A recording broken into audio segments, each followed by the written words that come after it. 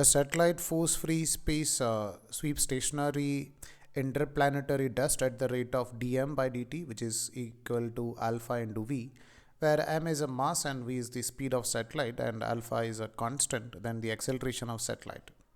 So this question is basically related to Newton's law of motion only.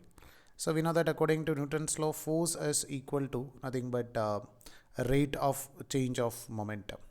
So we'll write the value of force is equal to dp divided by dt, where this force is nothing but the external force acting on the system.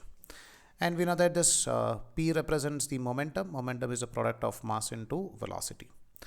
So over here, in case of this satellite, as the particle is moving and it is getting some dust, it sweeps stationary interplanetary dust at the rate of dm by dt. That means its mass is going to increase by a factor of alpha v in each and every second.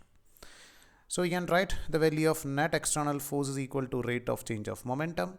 So it is differentiation or d by dt of m into v. Over here, both are variable. Mass is a variable and velocity is also a variable.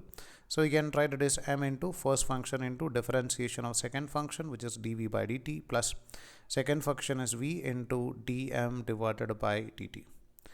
Now, according to this, satellite in a force-free space represents that the value of net external force is equal to 0. So we can write 0 is equal to m into dv by dt is nothing but acceleration plus v into dm divided by dt.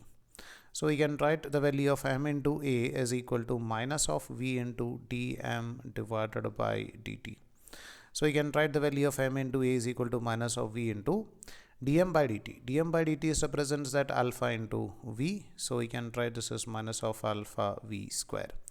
In question, they're asking to find out the value of acceleration. So we can write as minus of alpha v square divided by m will be the value of its acceleration. And this negative sign indicates that this is going to decelerate, means the value of velocity is going to decrease as the time increases.